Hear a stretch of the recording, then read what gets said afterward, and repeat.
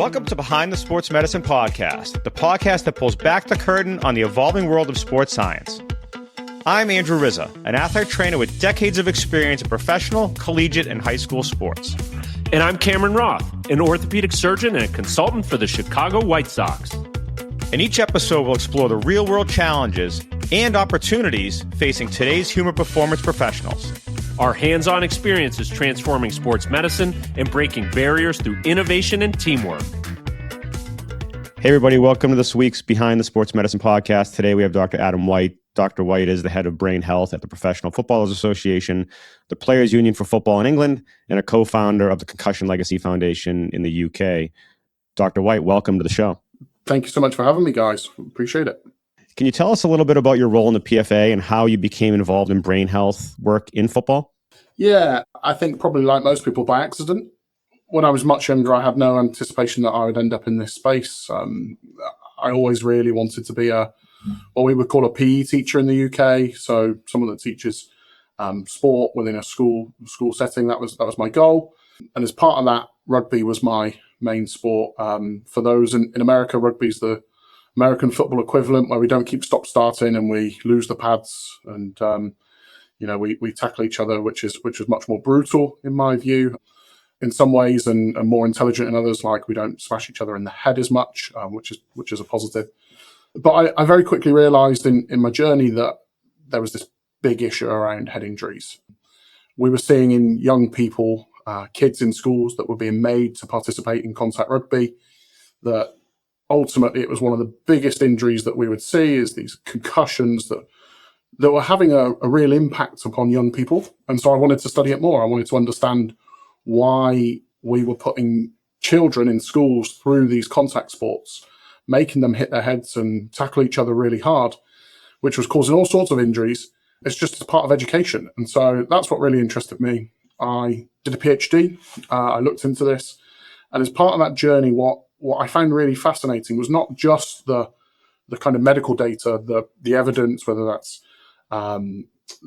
the work that's been done at places like Boston University, looking at chronic traumatic encephalopathy, the numerous studies on concussion. I thought the medical data was pretty comprehensive and I was sold on it at that time. But I thought what was really interesting is it wasn't really changing sport and why this kind of cultural phenomenon was taking place. And so that's what I was really interested in. And then also the voices of the people and the lives that this affects, because we can talk about medical conditions and quickly forget about these are athletes, they're people, they're brothers, they're fathers, they're husbands, and actually the profound impact that long-term effects of neurodegenerative diseases and CTE can have on that and the whole family. And so that's what got me interested, probably over a decade ago now.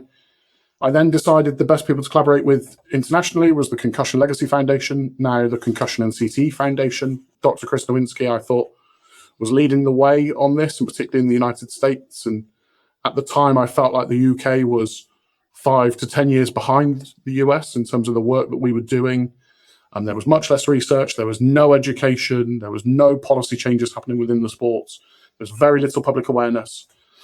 And so I collaborated with Chris and said, hey, look, I want to set up a Concussion Legacy Foundation in the UK. And he did. He let us. And so we went on that journey. And then back in 2021, in the UK, the Professional Footballers Association, which is the Players Association for soccer, started along a journey of, I guess, recognizing the challenges within football or soccer and addressing it. And so they set up what they called a neurodegenerative disease department at first. That felt like a mouthful, so they changed it to brain health. And as part of that journey, they wanted someone to lead it, and I was the unlucky soul that got the role. And it's been brilliant. It's been great. We've been able to do some really cool things and ultimately actually make some real good change. I think that's the important part. There are not many roles in the world of sport where you can turn around big leagues, big institutions so quickly, and I think we've been really lucky to be empowered to do that, which has been fantastic. Looking to get back in the game and feel your absolute best? Boston Orthopedics and Wellness has you covered. At Boston Orthopedics and Wellness, they're all about helping you recover faster, re-energize your body, and truly revitalize your health. Whether you're dealing with an injury, looking for cutting-edge recovery therapies, or exploring innovative treatments for orthopedic conditions, their expert team is ready to guide you every step of the way.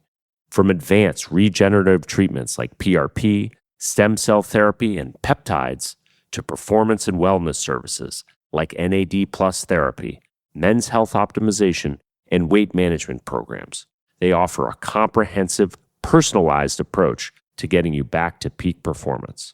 This isn't just treatment, it's a path to moving better, feeling stronger, and living pain-free. Boston Orthopedics and Wellness is where your comeback starts. Learn more and start your journey today at bostonorthopedicandwellness.com. You mentioned that your role is focused on brain health, and you're the head of brain health at Professional Footballers Association. So how are you defining brain health beyond just a concussion? Yeah, so in fact, I think relatively we're not overly focused on concussion anymore. It feels like concussions are a problem of the past in some respects. And what I mean by that is over the last 20 or 30 years, there's been significant work across the whole world of sport, not just in football or soccer, to look at what is a concussion, make sure people are better educated, they can recognize the signs and symptoms, appropriate return to play protocols, all of that science, rehab, what do we do, and advise people on retirement guidance. You know, we've done tons. The world of sports medicine has been fantastic in this, in trying to really address the issue of concussion from, 20 years ago, where people thought that, you had to really be knocked out for a significant period of time to be concussed, to today where, any recognition of any signs and symptoms, a slight loss of balance, and etc., it is recognized. And I think we've done a really good job of that. In football, we're fairly comfortable with where we're at. But in terms of the issues that we're really focused on is that long-term risk to professional football players that we believe is associated with heading the football over and over and over and over again throughout their career. It's the thousands of repetitive head impacts that are non-concussive, they're non-symptomatic, that players are sustaining every day in training, that we think are leading to these, and the evidence is pointing towards, are leading to this long-term set of neurodegenerative diseases. Often it's we're couching it as Alzheimer's or Parkinson's, some motor neurons disease, or ALS as it is in the States. But for those that are studied post-mortem, we're overwhelmingly finding that they're being diagnosed pathologically with CTE, chronic traumatic encephalopathy. And so that's our focus. We're really lucky that we also have a separate well-being department that's able to focus on the mental health and well-being of athletes. So we've got a great team that deals with that side of things. And so we're really able to focus on kind of brain health from a much more structural medical side. It's quite interesting because we talk about, American football, and that's the premier focus here in the United States. And you talk about European football, it's two different things, right? We're talking soccer to gladiator style football. And we talk about subconcussive impacts. And that's one of the biggest things we talk about, and how that has been one of the things that has come out in the media and in the news back to when Ted Johnson, former NFLer, was diagnosed with multiple injuries and came out in the media about his injury status. What are the biggest misconceptions about heading and subconcussive impacts with footballers? I think initially everybody thinks it's concussion related.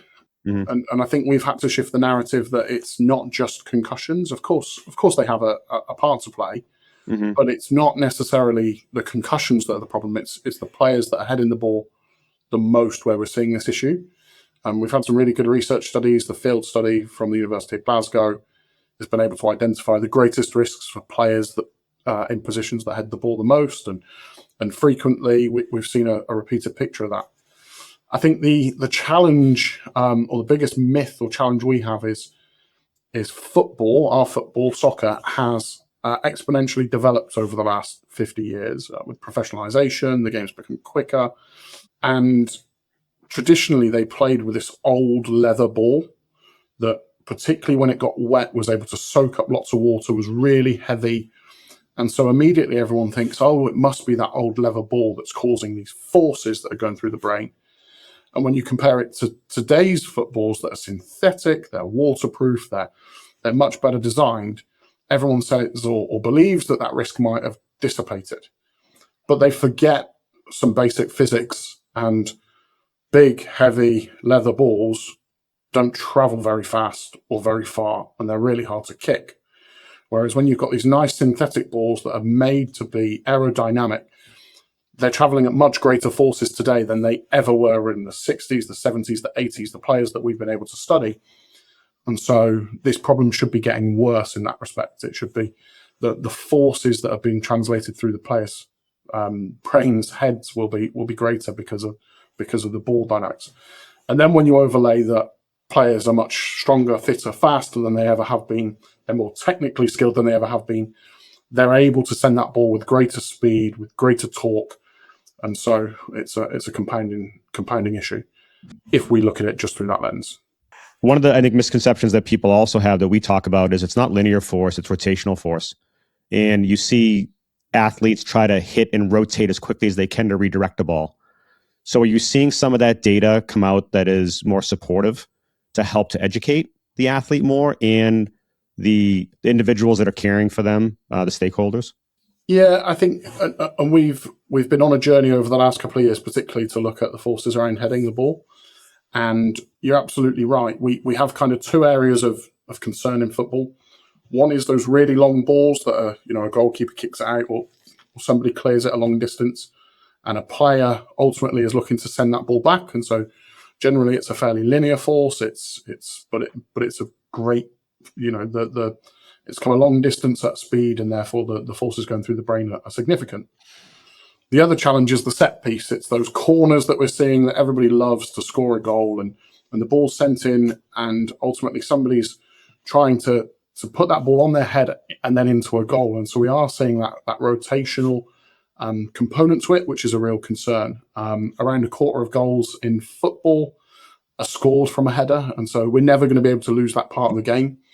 It's just trying to get players to understand or think about how they do that in a different way, and whether there's ways they can position themselves differently.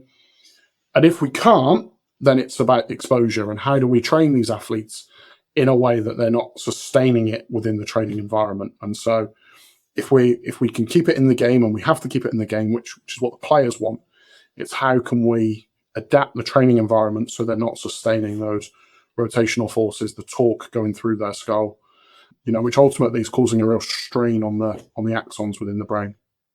For our American audience, most people are probably familiar with the NFL and the independent neurologist in the blue tent. Anytime an NFL player has a potential concussive episode, what are some of the similarities and differences between that approach to in-game concussion screening here in the United States versus on a football pitch in the United Kingdom? Yeah, this is the one area where our football, soccer, needs to improve.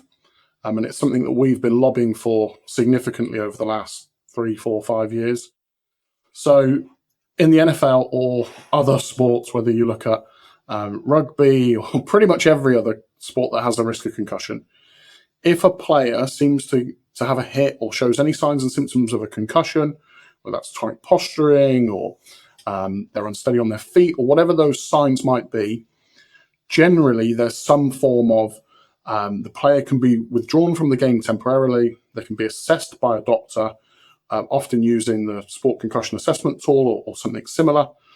And if that player passes all of those assessments with no further signs or symptoms shown, then they're able to return to the game. And in the UK, rugby's been doing this for probably a decade now.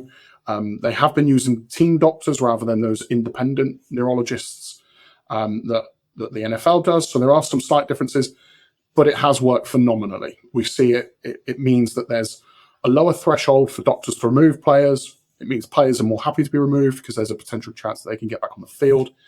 And it allows doctors and clinicians the time and space to do these assessments in an environment where they can recognize the subtle differences, whether it's around speech or, because they know these players really well. And it's often with neurological complaints like a concussion that they will need to be able to recognize those subtleties. Soccer, however, has this frustrating reluctance to want to implement temporary concussion substitutions. And despite the union, the Players Association, the leagues, whether that's the Premier League, the English Football League, the governing body, the Football Association, everybody wants this. But FIFA and IFAB, the international lawmakers, are refusing it. They won't allow us to have this temporary concussion substitution. The players want it, the doctors want it, everybody wants this. It makes sense. There's no other space other than war zones where we tell doctors, you've got to assess people in a really strict time zone, and that's it. Everywhere else, we let doctors do their jobs properly with the tools and resources that they need, and they're the people that are the most important, particularly when it comes to health. And yet football does this differently. And it's beyond frustrating, I think. And this is one space where everybody seems to agree that it's the right thing to do, except the international governing body. You can hear the passion and frustration in your voice when you talk about it. Yeah, it just makes no sense. And it's really, really frustrating. And it's really frustrating because for anyone that's been to just like going to an NFL game, the crowd is loud, the environment's hot. It's not an easy place to operate as a clinician. And when you're trying to ask questions and get subtle responses from players, and you can see it every week where there's a suspected concussion and the clinician's having to lean down so close that their ear's next to the player's mouth. That means they're not able to watch what's going on at the same time because they're trying to listen. It means they're not able to hear them properly. Why can't we just take that player off for 10 minutes, take them to the medical room and allow them to assess them properly? And if that player's fine, let's just bring them back on. If they're not, the replacement's already happened, the game continues. And it would allow the game to flow much more than what we see is happening. Player gets a suspected concussion, doctor spends 2 to 3 minutes trying to assess them on the field, game restarts, player stays on, 5 minutes later it has to stop again because then the player comes off once they've recognised that, i.e. they're not performing anymore, or they've spotted further symptoms. And so you get 2 stoppages rather than 1. It just doesn't make any sense to us whatsoever. So it seems like it's more of a cultural change and an educational change than anything when it comes to being able to properly assess. Because I've worked when soccer has come to the United States for like the Gold Cup or the World Cup, I had the opportunity to work in those settings, and we had to abide by the medical rules for the European medical rules versus the US medical rules. So I can see where that would be challenging when it's like trying to move mountains, what you're trying to do. Yeah, I think it's the fact that it's this, because everything's held under FIFA and they've got a particular view, which to some extent you can understand. The safest thing to do in a bubble would be anybody with a suspected concussion just immediately comes off. But that doesn't happen in performance sport. That doesn't happen when players and there's World Cups to win or the Premier League to win. It's just unrealistic in the performance environment. And we might not like that, but that's reality. It's culture and context. And the way around that, and all of the other sports have found the way around that, is allow the doctors to do the assessment, and then they can overrule it. And it's just a frustration. It's a massive challenge, and we hope that FIFA and IFAB will revisit this and change the approach, and I hope they will. Riz had mentioned our friend and former podcast guest, Ted Johnson, former linebacker for the New England Patriots, whose public disclosure of his injuries later in his career sort of prompted the NFL to start creating these protocol, and now it's prevalent across the entire league. Who are some of the high-profile players or visible figures in your sphere that have created this snowball into an avalanche for concussion awareness? We haven't had too many of them in football. I think because of the environment, the nature of transfers, this isn't a topic that most people want to talk about, even post-career, which is frustrating. We need so many more people. We need those athlete voices talking about it. But I think if we're talking more broader brain health than concussion, it would be remiss not to talk about the story of Jeff Astle, former West Bromwich Albion player, played for England in the 70s. He was not just a great player, which I think is really important, but he was a really down-to-earth human being. He was loved by the fans. He was well respected across the footballing community. And as well as being a phenomenal athlete. West Bromwich Albion, which was a top tier team at the time, called him the king. He was loved by them. And when he, obviously, once he finished his career in his early 50s, he started to develop dementia. And at the age of 59, he died by choking to death at his daughter's birthday party, trying to eat a sandwich.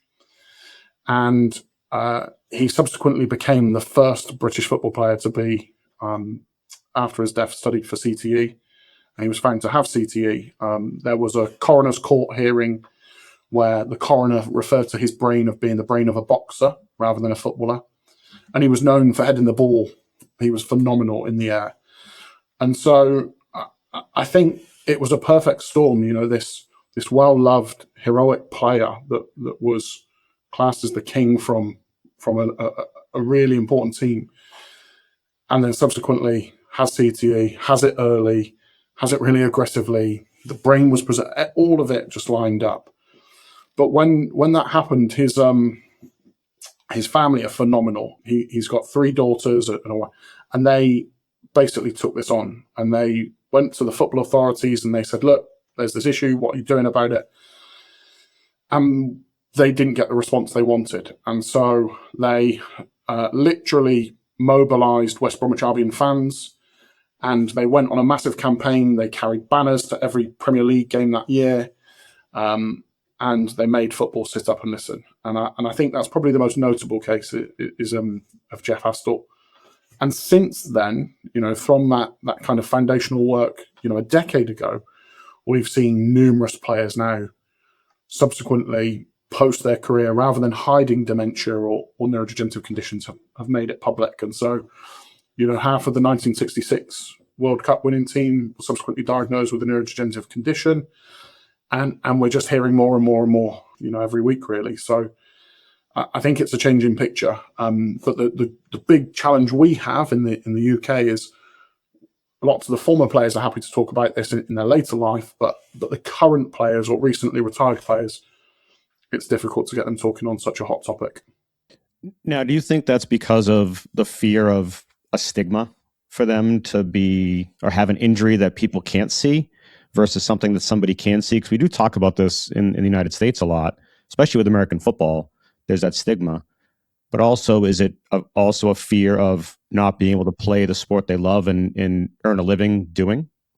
Yeah, I think it's a mix of things.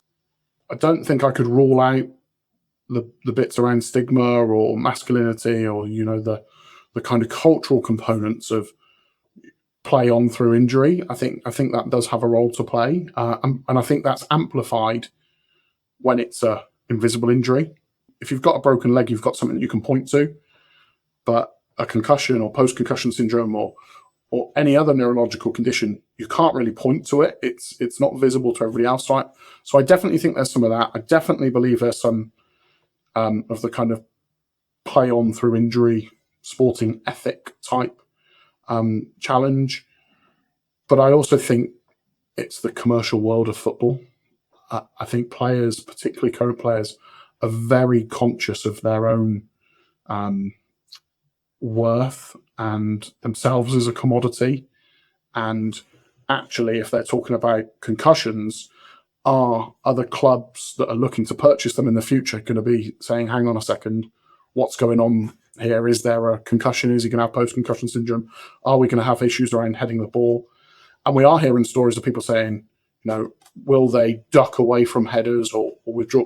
And so it's definitely this perception, which I think players are very conscious of will it lower their value, their market value, and will it have issues about them getting their next contract?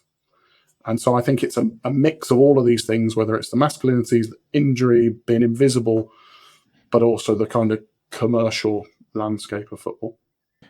Now, what makes monitoring head impact exposures challenging for the stakeholders, for the medical staff, for you as a researcher? Like, what are some of those challenges, and how do you get past that? In soccer, it's a real challenge for us because everywhere else that's looking at this has some opportunities. So the NFL can put sensors in the helmet, which are able to register forces that are taking place. Rugby, they wear mouth guards, which means they can put accelerometers and gyroscopes into the mouth guard to be able to measure those forces. But football players won't wear helmets or mouth guards. And so we're really struggling to be able to put a objective monitoring device onto players that will be able to register those head impacts. So at the moment, the only opportunities we really have is we can count the number of times they hit the ball, whether that's in training or in a game, often very manually. So we do know of some clubs that literally will have somebody with a clipboard and they will be tallying up headers. But other than that, we don't really have any solutions at the moment for monitoring head impacts in football. What we will be doing, and what I think is an opportunity, is around video and AI. We know that games and training and everything's recorded to the nth degree now. And so if we're able to use generative AI as a way of identifying head impacts and hopefully able to, through calculations and an algorithm, be able to identify the forces of those head impacts, that could be our solution. And that was going to certainly be my follow-up, because we know that machine learning and markerless tracking for athletes is done at multiple levels of sports. And we could probably use that same type of algorithm to see the amount of G forces that are sustained per impact. And you could have a threshold. Again, I think the hard part is going to be, what is everybody's threshold, right? You got to, everybody's different. Like Cam's is different than mine, that is different than yours. But how can you set a safe threshold to say that player A had 10 subconcussive impacts in this contest that exceeded 8 Gs, and player B had 15 that exceeded 6 Gs? Then what do you take them at the end of the contest and examine them? I don't know. I think there's definitely a lot of room there for a lot of runway for that type of technology, but it'll be interesting to see what happens in the future for sure. Yeah, you're absolutely right. We have no idea what the safe thresholds are, and it's easier to find out what those thresholds might be that cause a concussion, because you would just, when you get concussions, you'd measure what the force was, and that would be great. But for those long-term risks, we have no idea at the moment. And so the one thing we do know is the more we can do to reduce it, the better. And so in professional football today, we have what we call the heading guidance. It's fully across all professional teams, whether that's the England team, the Premier League, right the way down. And we ask that players do no more than 10 high force headers per week. So those corner kicks to a header or those long balls, we expect that professional players will do no more than 10 of those in training per week. And so far, the feedback we're getting from players is that's fairly well respected. Over 70% of players are adhering to that. The challenge is the positions where they head the ball a lot. So our central defenders are heading way more than that. And so there is room that we need to do. And I think our message, when we're able to appropriately measure the forces, we will still take the approach of, let's see what we can lower and how we can bring it down. And so we've got kind of 4 key principles that we talk about, which is less headers, doing them less often, with less force, and preferably later in life. And so if we can use those as guiding principles behind our kind of approach, we can use the data to try and bring that down as much as possible. How's the association approaching long-term neurologic care for the players, especially after their retirement? Yeah, I think, and this is a challenge, there are no great solutions.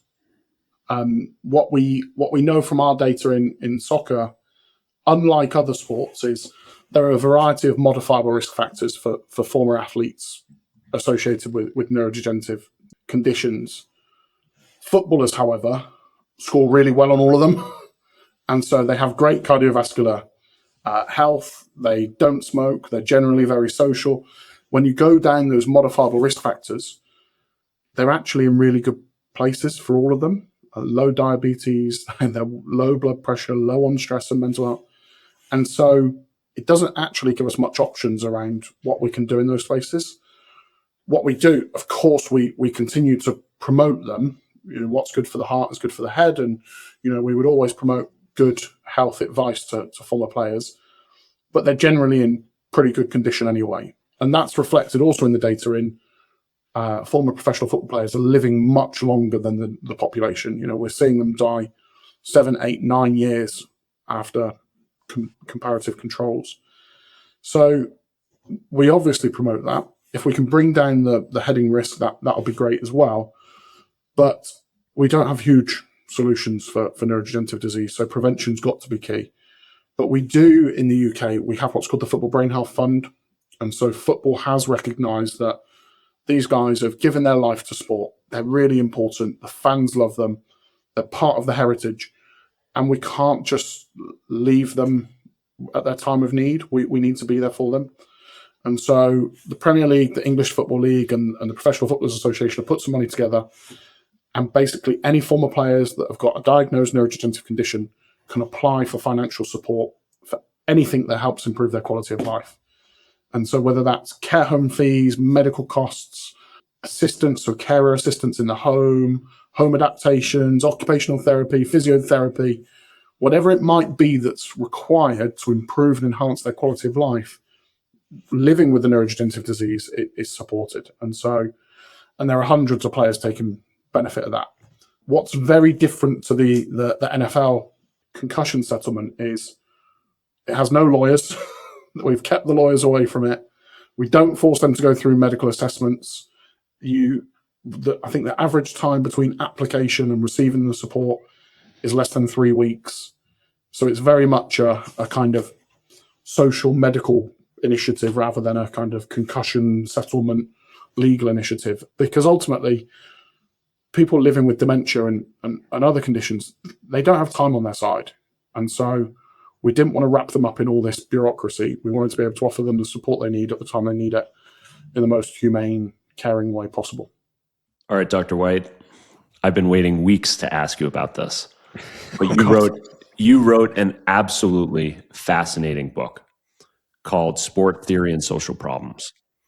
And for those who haven't read it, it's a book that talks about how competitive sports can actually perpetuate social problems, inequality, violence, obedience to authority.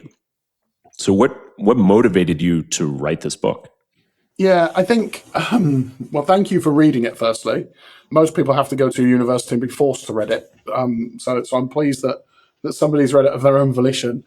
I think it's, as I said at the start, the medical issue of concussions and brain health, I feel is pretty well solved in terms of doctors have done great work in finding all of the medical data that we've needed. But the change is a social change, and the culture of sport is unique. And that's the bit that I've always found really interesting. It's not just about the objective medical data, because people aren't objective and they don't react rationally. And so sport's been this really fascinating institution that has developed people in a particular way to fulfill a particular need, primarily born out of the public school systems in the Industrial Revolution, which really is what we see in sport today.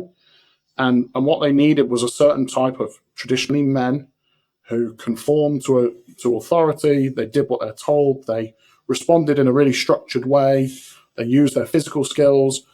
And so sport was the best kind of training ground for that. It's, if you get these guys, you put them around other guys, you teach them to be fast and strong and listen to the people that are in charge of them, whether that's their captains or coaches or the referee. And it was brilliant. It's one of the best things that we could use to create, factory workers of the Industrial Revolution, or military personnel that they needed to go off and fight wars. And, when you're told by the person in charge to run that way and fight, you do. And, often we talk about sport as a kind of proxy for a war, and, we use the language of war. And so I always found it really interesting. And so we decided to, I and a co-author, Professor Eric Anderson, decided to write the book on it and show people, walk them through the steps of how sport developed these skills. And it was great at doing so. I think it also comes with a whole bunch of byproducts and challenges, unintended consequences, whether that's being exclusive, so it's not very inclusive. We've only really seen in the past 50 years real inclusion of women in sport, in the US after Title IX. And if we look at soccer and the professional leagues in England, they're really still in their infancy. And so, yeah, it's just looking at an institution that's made a real important part of many people's lives and our week and the news cycle and our social worlds. And yet lots of people haven't necessarily looked at it through a real critical eye. You talked about athlete health as both biologic and social. So those can be actually two separate issues. So if we're mapping this on to sports medicine professionals, how do the sports medicine professionals take that into consideration when caring for an athlete? Yeah, so I think professional sport is both the space where people will meet their best friends for life, but it's also the most cutthroat, competitive space where everybody's fighting for position. And so it's a really difficult space that comes with lots of stress. People are highly strung. There's a lot of suspicion.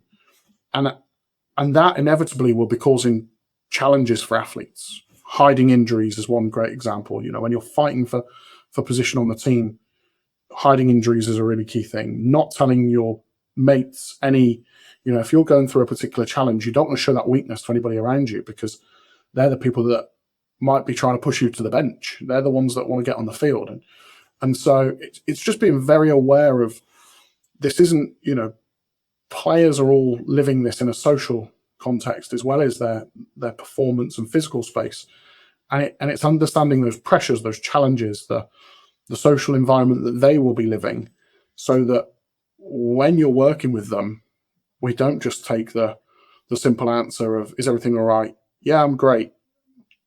They're not going to tell you that they're having a problem. We need to find it. We need to dig for it. We need to coax it out of them like we do everything else. It's recognizing that and they're not being horrible or dishonest because they're doing that. They're playing the game. They're performing. That's their role. That's what we teach them to do. And so, players will hide things. They will not disclose when they're in, and we really need to just work at that. And it's going to be hard and it's going to be difficult. And sports medics need to recognize that just because a player says they're all great, particularly when they're concussed, they're probably not. Do you think we ever get to that point where athletes advocate for other athletes in the best interest of their health? And if that's the case, what's some of the education that we need to provide for them in order for that to happen? Yeah, I think if we create a space where we reward athletes looking after each other, I've always found it really curious, particularly in the highest levels of leagues. These guys are assets that are worth a lot of money, and they ultimately they should all be collectively looking after each other to make the team perform the best they can. And that hasn't traditionally happened. And so I think we need to change the norms of the environment so that athletes are rewarded for looking after their teammates. And that's a real key thing that we expect of them. For concussions and brain health particularly, athletes are the ones that are going to be closest to the impact. And so they're the people who will spot the subtleties. They know their teammates the best. They will have the key pieces of information to pass on to the medic when they come on the field to say, he did this, or this is unusual, and they will notice those subtleties better than anyone. And so they're key players in this space. And so I think the more athletes advocate for one another, the better. I work for a players association, a union. Of course, we would say that. But I think they are starting to. We are seeing more players self-remove from the field. We are seeing players stand up for themselves on various issues now, which is fantastic. And I think that's key. The way that we move this forward is speaking their language. Even again in our space, when we talk about heading guidance, we know that doing a small bout of heading can have a fairly substantial impact upon your decision making, upon your reaction time for 24 to 72 hours. So why on earth would we be doing this the day before a game? It's illogical. It doesn't make sense. And so when we start talking to athletes about the impact upon their performance, if you're concussed, you're a liability. They start to look at it very differently. It's not a health issue, it's a performance issue. And so they start to completely reconceptualize the issue from, I'm not going to stitch up my teammate and get them off the field, to actually they need to be off the field, not just for them, but for all of us. And I think that's a bit of optimism that we hope will certainly change things.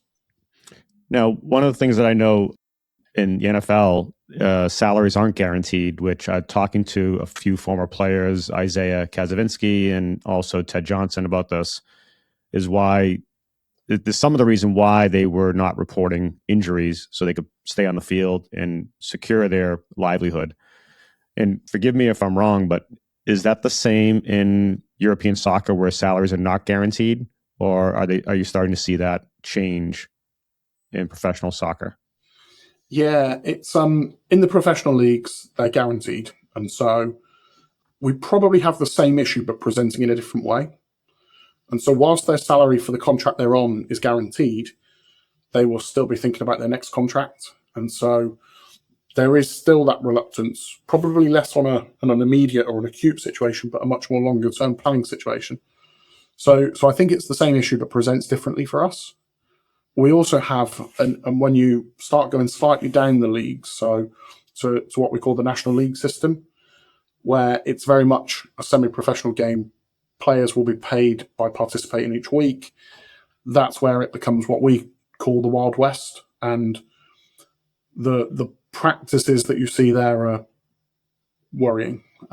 It's players will play on through injuries because ultimately, like Isaiah would have told you, they're worried about getting their paycheck at the end of the week or their playing bonus or whatever else it might be. And so, yeah, I think, and the more protections we can put in place to help those players, the better. But thankfully, right all the way through our professional game system, we have what's called a standard player contract that was negotiated a long time ago, and players will be, ultimately, whilst they're injured and still in contract, they will be paid.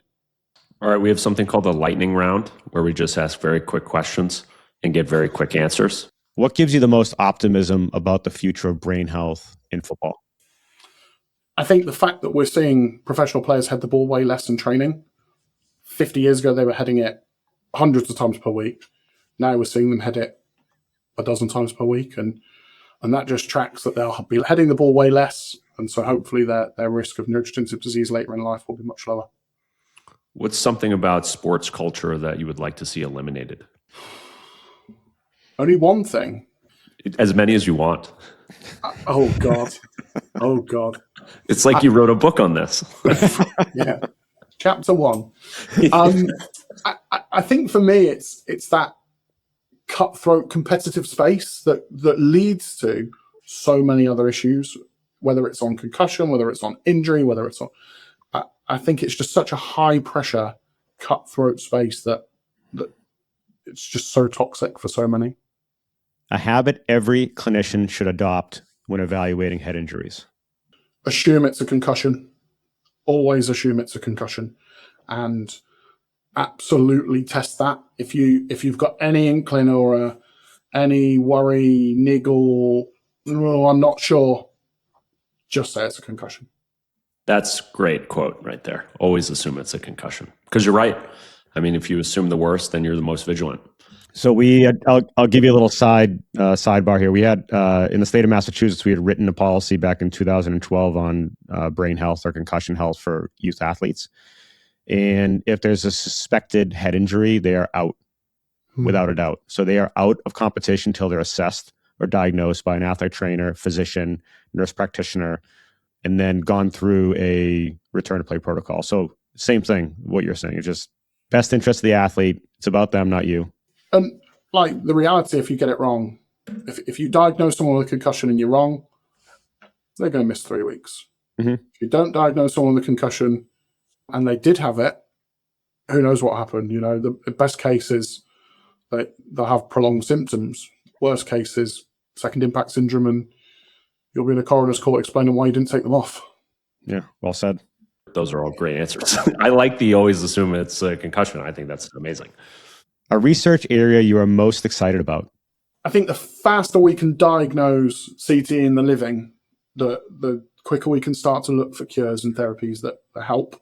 You asked earlier on about what we can do for former athletes with these concerns, and other than provide them with support, we're limited, and that feels pretty shit for me. So we need to find ways that we can absolutely help them, whether that's through therapeutic approaches or through some kind of cure, medication, whatever it might be. But we won't get there until we can diagnose this in the living. I like it. If sports systems are designed around long-term health rather than performance, what would need to change first? Oh, God. I think it would be, if it was designed around health other than performance, we would have mass participation, we would be really inclusive, and we would have ultimately the commercial interests would have to come out of it. It wouldn't be viable.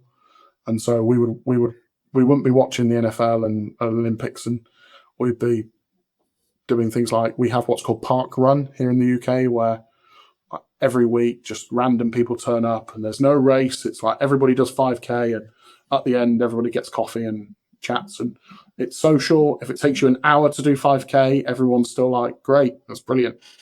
Ultimately, getting more people doing 5Ks, whether it takes them 14 minutes or an hour and a half, doesn't really matter. It's getting them to do it. And I think that would be the biggest change for health, is moving away from the commercial interests, the competition structures, and back to mass participation. I can't see it. Sport for fun, not for money. Yeah, like I always just, if you go past 5-year-old kids that are just playing, like, that's what sport is. They don't care about the rules. They don't need a referee. They aren't interested in anything else. They're just running around, having fun, laughing with their mates. Like, yeah. Adults like doing that too. Funnily enough, it's that's what we all enjoy. It's when we put all this competition and rules and structures, and you have to train 8 times a week, and then you get injured because you've trained 8 times in a week, and then that gets you down. That's where it all goes wrong. Let's just play and have fun. Final question, I promise. Keep going. What gives you optimism about the future of brain health in football, and what would success look like 10 years from now? Success for us is, and we always talk about, we want to make dementia in football history, and not in the sense of, it's so profound that it becomes written in the history books. We want it to be history. I'm sick of meeting families of footballers that have passed away with neurodegenerative conditions, that have lived horrendous journeys.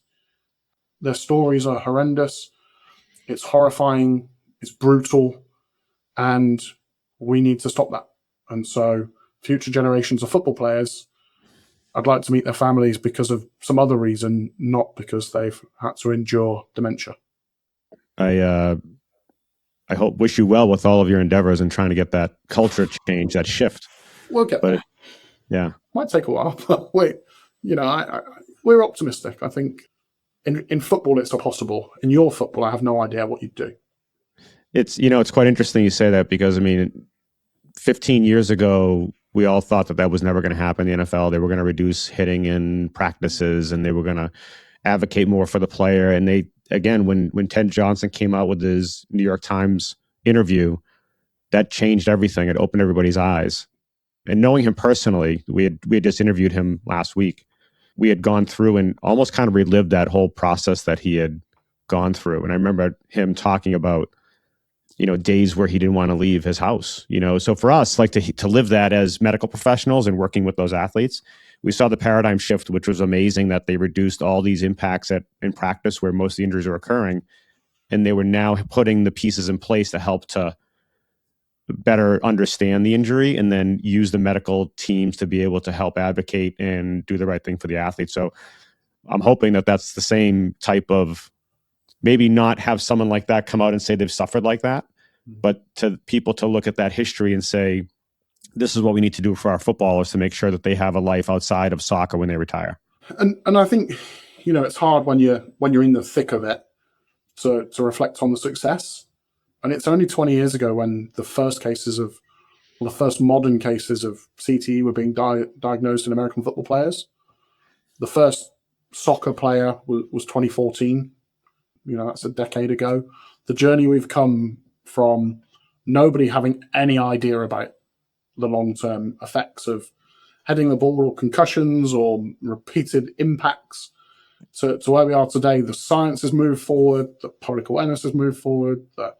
The training of doctors, and there's so much to be optimistic about. It's just how do we keep moving at that pace so that ultimately we all want a day where this is all redundant because we've solved the problem. Success is doctors not needing to know about the long-term neurodegenerative conditions associated with sport because there won't be any. And so it's how do we continue that kind of full circle to solving the problem. I was at the Concussion Symposium, the first one that Chris Nowinski spoke about CTE. And we were sitting there as medical professionals listening to him, and he talked about Dr. Omalu's research. And we're looking at him like, what is this guy talking about? Like, what's this CTE? And we all, after the conference, were like, how are we going to assess this? Like, how are we going to be able to assess these athletes, and who's going to buy in, and who's going to listen to us saying we have to sit the athlete down? And now fast forward 20 years, right? And the impact he's had in the brain bank, and you starting the Concussion Legacy Foundation in the UK, I mean, speaks volumes to what he's done, and all the work he put in has just changed our thinking on how we better treat the athlete and listen to the athlete, but then also educate them, their families, the stakeholders. So it's possible. Yeah, absolutely. And I think everybody still looks at him at every conference and thinks, what the hell is he talking about? But thankfully, 8 out of 9 or 8 out of 10 times he's usually onto something. And I think he was a massive early adopter, saw what was coming down the track. And, whilst I think some people didn't want to hear the message and some people didn't understand the message, I think, in the space of 20, 15 years, the change has been phenomenal. And that can only be applauded. It's but we've got a long way to go. There's still tons to be done. We had interestingly, we've just had a paper sent back to us that we'd submitted a few weeks back, and 3 out of the 4 reviewers are brilliant, and then one person was like, CTE is not a real condition. And you're like, I thought we'd got past those days. Like, maybe you should search some literature from the last decade, and you might have a different view. But there are still some very late adopters that we need to still shift. Definitely. That's great. Well, thank you, Dr. White. We appreciate all that you're doing over in the UK, and hopefully that we can continue these conversations and more people understand the importance of this condition, or we kind of call it an epidemic because it's widespread across the entire world, and it's not just focused on one sport, it's on multiple sports. So good luck with everything you guys are doing. No, thank you. And I agree. I think, the work that's happened in the US to raise awareness of this, we're pleased it's now spreading to other countries, whether that's the UK or Australia, and I think it won't be long before we're seeing this issue being discussed everywhere in the world.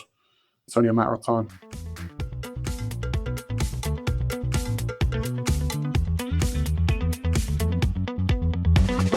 Thanks for listening to Behind the Sports Medicine Podcast. Follow us on social media and check out our website.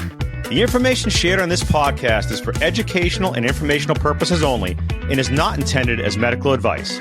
Please consult a licensed healthcare provider for guidance related to your specific situation. We'll see you next week.